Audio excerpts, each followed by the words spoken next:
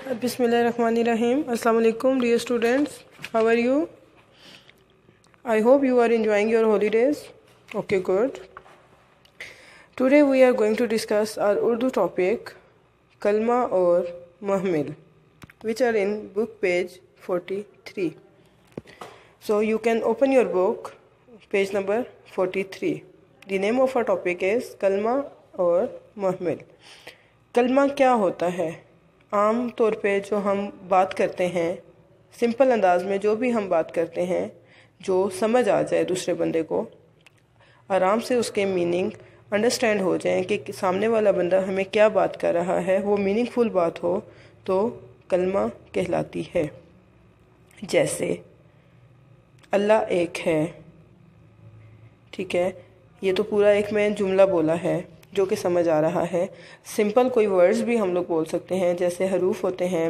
मिसाल के तौर पर जैसे काम, बात, कूड़ा वगैरह, ये सारे कलमा कहलाते हैं.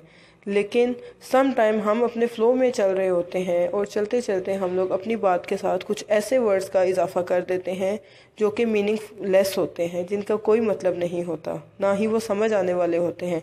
अगर उन्हें कलमा के साथ मिलाकर ना बोला जाए तो उनका तो कुछ समझ ही नहीं आता कि ये क्या बात है. जैसे अगर हम लोग बोलते हैं कूड़ा, साथ हम लोग बोल देंगे करकट. झूठ बोलते हैं तो आगे मुँह शूट बोल देंगे. कलम बोले हैं, कलम शलम बोल देंगे. तो ये जो भी वर्ड्स का इजाफ़ा हम लोग कर रहे हैं अपने हरूफ के साथ, जिनके कोई मीनिंग नहीं है, अगर हम इनको इन हरूफ के बग़ैर बोलेंगे तो इसका कुछ भी समझ नहीं आएगा.